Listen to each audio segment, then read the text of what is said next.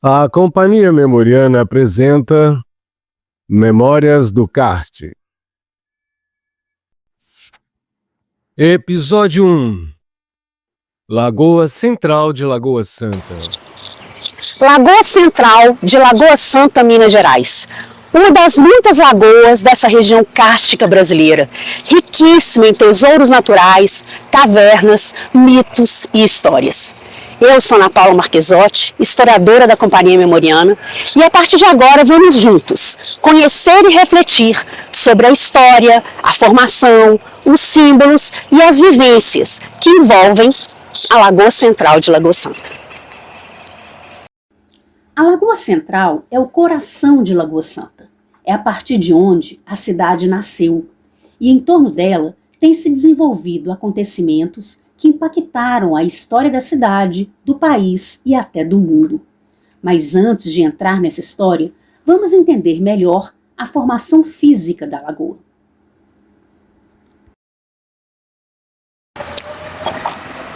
Muitos pensam que essa é uma lagoa artificial, como a da Pampulha em Belo Horizonte. Mas não, essa lagoa é uma lagoa natural e com uma história milenar. Quem vai explicar isso pra gente é a geóloga Giovanna Parisi, professora da UFMG, que realizou estudos importantes na Lagoa Central de Lagoa Santa. Em 1993, eu terminei o meu mestrado, cujo tema foi a evolução da Lagoa Santa, em Lagoa Santa, né? Então, a gente conseguiu construir, eu e meus orientadores, uma história muito interessante para quem não conhece, né? A gente trabalhou com a coleta dos sedimentos de fundo da lagoa, e esse sedimento, ele contém fósseis de pólen de plantas. Então, o que a gente viu quando a gente trabalhou com esse testemunho? Primeiro, a gente pegou uma parte do testemunho e a gente mandou datação com carbono 14. E nós vimos que a base do testemunho tem a idade de aproximadamente 6.100 anos atrás. Então, a lagoa, ela é bem antiga, né? E então, nós começamos a avaliar esse conteúdo polínico e nós vimos que, inicialmente, em torno de 6.000 anos, até mais ou menos 5.000 anos, a área onde hoje existe a lagoa, ela estava relativamente seca, tá? E estava acontecendo alguns processos naquela época de escorregamentos, que depois a gente viu que esse escorregamento muito intenso era o escorregamento responsável por barrar um córrego, que com esse barramento, a lagoa, então, aquela área ela encheu, e aí a lagoa se formou. E a gente conseguiu ver essa formação da lagoa a partir de 5.400 anos até mais ou menos 4.600 anos, quando a gente começou a ter uma diversidade de conteúdo polínico, ou seja, aumentou a vegetação no entorno por causa da presença da umidade da lagoa. A partir de 4.000 anos, a lagoa ela se torna perene.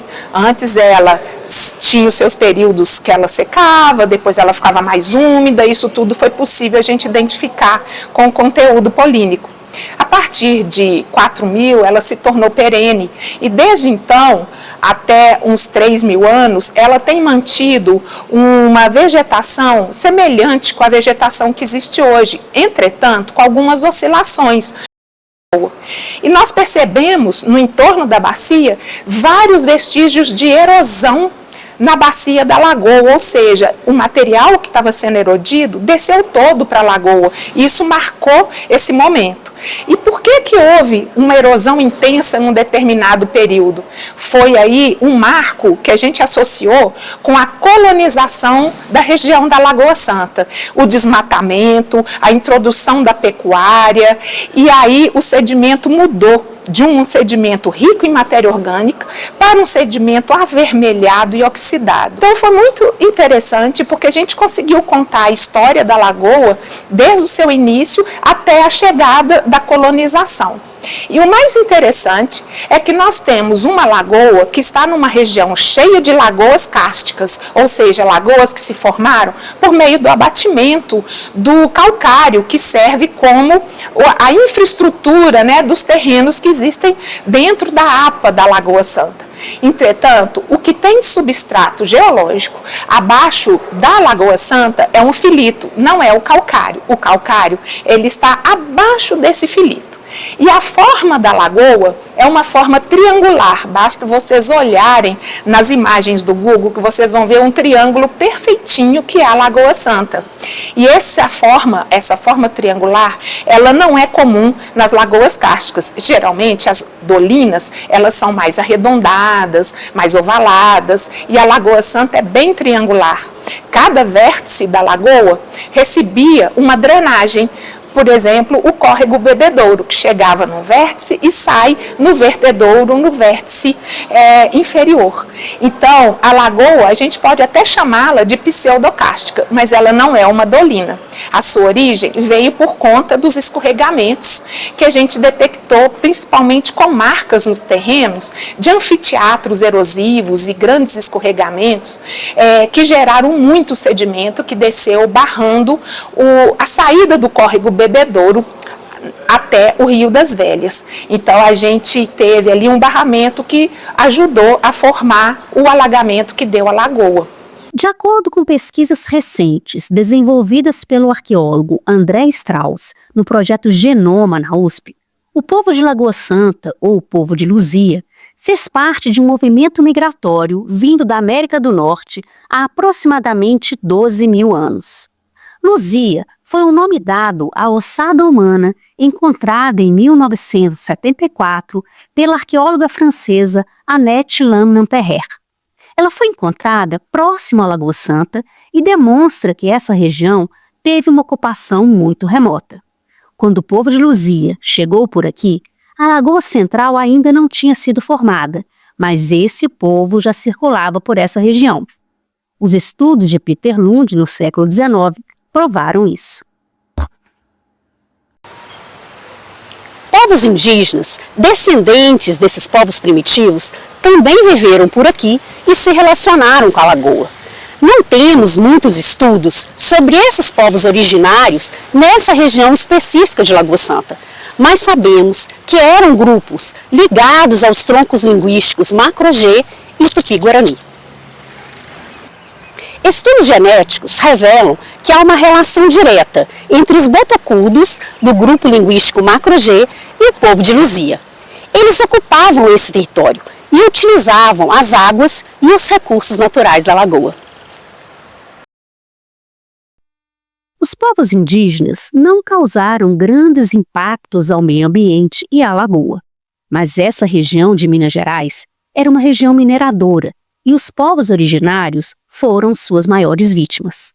Suas aldeias foram queimadas e sua população expulsa para as zonas de matas mais distantes.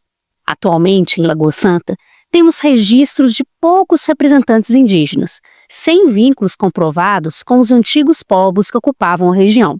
Essa parte da memória, lamentavelmente, encontra-se esquecida.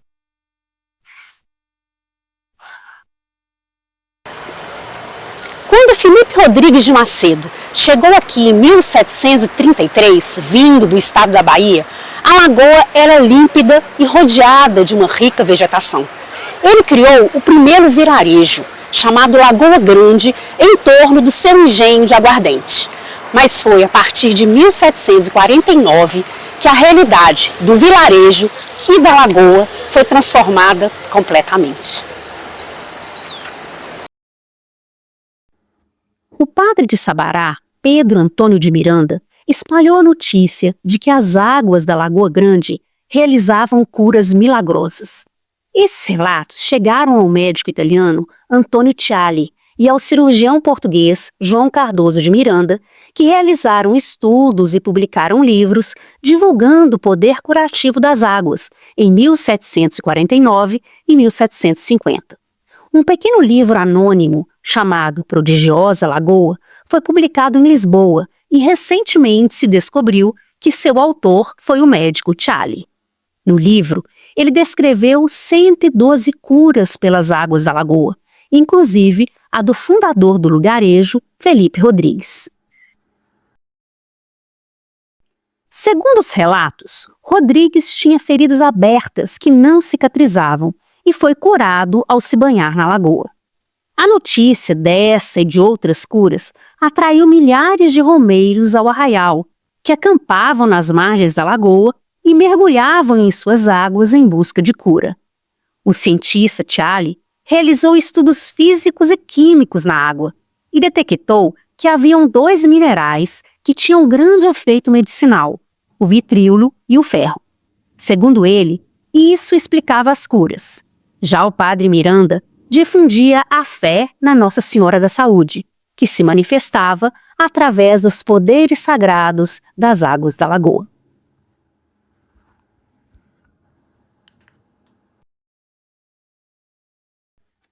O médico explicava as curas pela ciência e o padre pelo milagre. Ciência e fé, juntas, revelavam o poder da lagoa, que de Lagoa Grande passou a ser chamada de Lagoa Santa. Como era de se esperar, a disseminação dos relatos de cura e o movimento intenso de romeiros e de novos moradores provocou um grande impacto poluidor à lagoa. Foi necessário, inclusive, criar regras para a construção da cidade acima do seu sangradouro, normas para as ruas, as residências e os banhos na lagoa.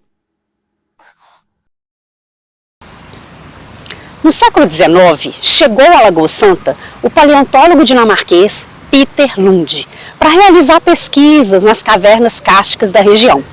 Lund tornou essa região de Lagoa Santa conhecida mundialmente, atraindo inúmeros cientistas e viajantes para a Lagoa Santa para conhecer o seu trabalho e também essas riquezas da região. Foi ao redor da Lagoa Central que nasceu a ciência da ecologia, com os estudos do dinamarquês Eugen Warming. Warming foi auxiliar de Lund entre 1863 e 1866. Com a orientação de Lund, ele pesquisou o Cerrado Mineiro e publicou um livro que é considerado o primeiro estudo de fitoecologia no mundo. Foi em Lagoa Santa e nas proximidades da Lagoa Central que nasceu a ecologia.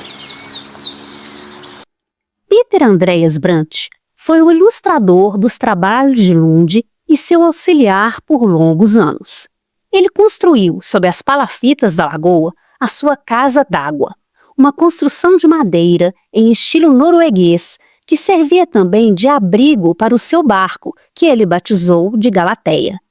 Essa casa às margens da lagoa, infelizmente, não existe mais, mas ela e os passeios de Galateia também construíram a memória da lagoa.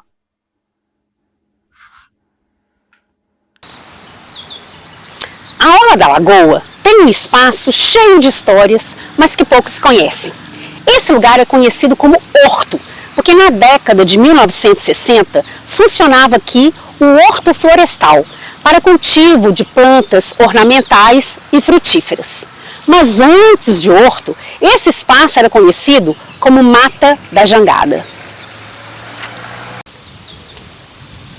Foi nesse cenário tranquilo que ocorreu a sangrenta batalha que fez a Lagoa Santa ser citada em vários livros de história do país. Aconteceu durante a Revolução Liberal de 1842, uma guerra entre dois grupos de brasileiros, os liberais e os conservadores. Tudo começou quando Dom Pedro II suspendeu as eleições de 1842 por suspeita de fraude, o que levou os liberais de Minas Gerais e os de São Paulo a se unirem e partirem para a guerra. A batalha em Lagoa Santa ocorreu nos dias 4 e 5 de agosto de 1842, quando as tropas conservadoras atacaram a cidade onde os liberais estavam entrincheirados. Há vários relatos sobre como a população de Lagoa Santa apoiou os liberais, os escondendo em suas casas e até distribuindo armas e munição no meio do fogo cruzado. Apesar da desvantagem numérica, os liberais venceram a batalha em Lagoa Santa e ela foi escrita nos livros como uma das grandes vitórias liberais da Revolução de 1842. Mas não foi capaz de mudar o rumo da guerra. Dias depois, houve a vitória final dos conservadores em Santa Luzia. Mas essa batalha, às margens da lagoa, fez parte da história. Em alguns momentos, as ações humanas foram mais impactantes na lagoa, como na época em que a cidade virou um balneário e atraiu um turismo elitizado nas décadas de 1950 e 1960. Até um clube náutico foi construído na beira da lagoa no fim da década de 1960, o Yacht Club. Esse prédio de arquitetura modernista foi frequentado pela elite de Belo Horizonte durante anos e ainda embeleza a nossa lagoa. Nessa época, várias casas de campo foram construídas em torno da lagoa e trampolins particulares de madeira foram instalados dentro da lagoa para esportes náuticos e nado. A lagoa sempre atraiu esportes náuticos. Nela foram realizados os primeiros campeonatos de remo e nado de Minas Gerais. A lagoa, que simbolizava a cura e o sagrado, ganhou um novo significado como um espaço de lazer e esporte. A lagoa sentiu os impactos de tantas intervenções humanas e a situação se agravou nas décadas de 1970 e 1980, com a construção de uma praia artificial que ficava bem ali do outro lado da lagoa. Foi elevado o nível do vertedouro da lagoa, onde ela dá vazão ao córrego do Bebedouro, e isso subiu o nível de toda a lagoa. Toneladas de areia foram despejadas na margem para se criar uma grande atração turística, a Praia de Lagoa Santa. O empreendimento foi bem sucedido do ponto de vista turístico, pois atraía centenas de pessoas e ônibus de turismo nos fins de semana. Mas quanto à saúde pública e ao meio ambiente, foi um verdadeiro desastre. Havia diariamente vários casos de afogamento e disseminação de doenças na prainha. Nos anos 80, houve um grande surto de esquistossomose, conhecida como xistose, contaminando grande número de pessoas que nadavam na lagoa.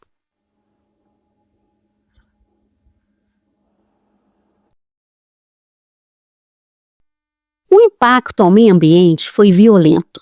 A vegetação natural das suas margens foi submersa e a migração de peixes do córrego do Bebedouro para a lagoa foi interrompida. Para manter a praia, vários caminhões de areia eram despejados todas as semanas, causando grande assoreamento. A fauna e a flora sofreram muito com a poluição produzida pelo turismo desordenado. Na década de 1980, houve o crescimento da consciência e da luta ambiental no Brasil. Nesse momento, a Praia de Lagoa Santa começou a ser questionada. Em 1983, interromperam a sua manutenção, proibiram os esportes náuticos, banhos e construção de novos trampolins na lagoa. Em 1988, a prainha foi definitivamente desativada, mas deixando marcas no ambiente e nas memórias da Lagoa Central.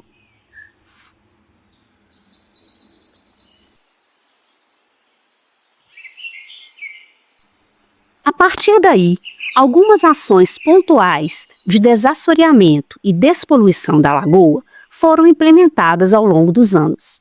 O turismo e esportes náuticos foram retomados e, atualmente, a equipe olímpica brasileira, campeã de canoagem, treina diariamente na Lagoa Central. Hoje, o simbolismo da lagoa está ligado às atividades esportivas e à saúde. Será que a nossa lagoa, que já passou por tantas histórias como contamos por aqui, está segura e saudável? Para nos esclarecer sobre isso, convidamos Mônica Latorre, ambientalista, turismóloga, engenheira sanitarista e defensora do meio ambiente por muitos anos. Ela vai nos contar como está a situação real da lagoa hoje.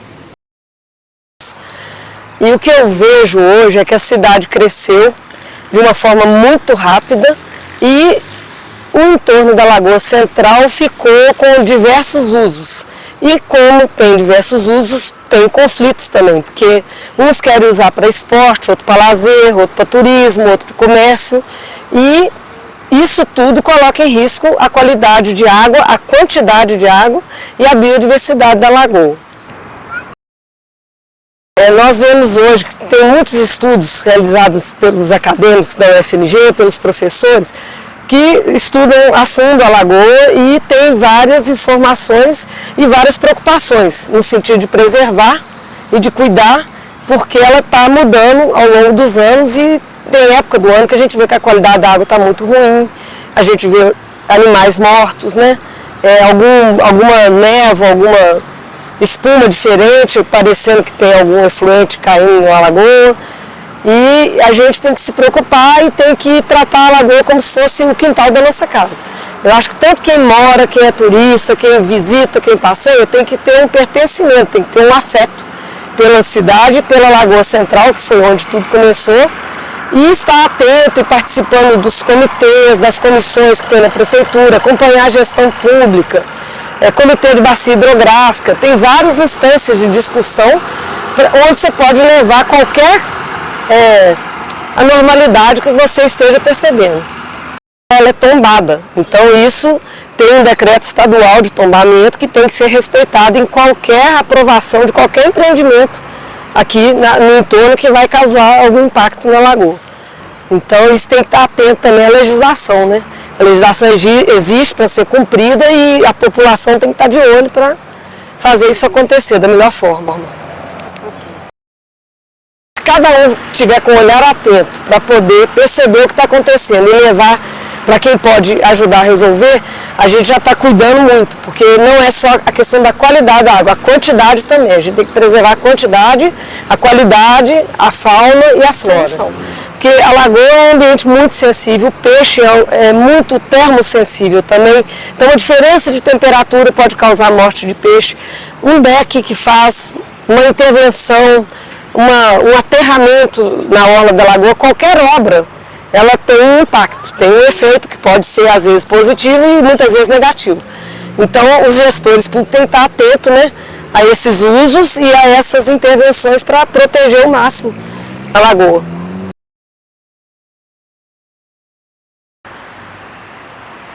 A lagoa é o mais importante lugar de memória de Lagoa Santa, onde as pessoas vivenciaram histórias, emoções e experiências ao longo do tempo.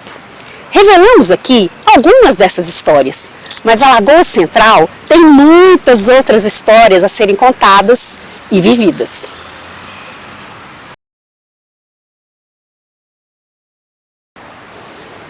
Por isso, o cuidado com ela deve ser permanente e intenso. Preservar a Lagoa Central de Lagoa Santa é fundamental para a identidade cultural de toda a comunidade e deve estar acima de interesses econômicos, pessoais e políticos. A cidade continua crescendo e pulsando em torno da prodigiosa lagoa que a originou. A Lagoa Central segue viva, inspirando a cidade de Lagoa Santa com suas águas carregadas de beleza e sagrado.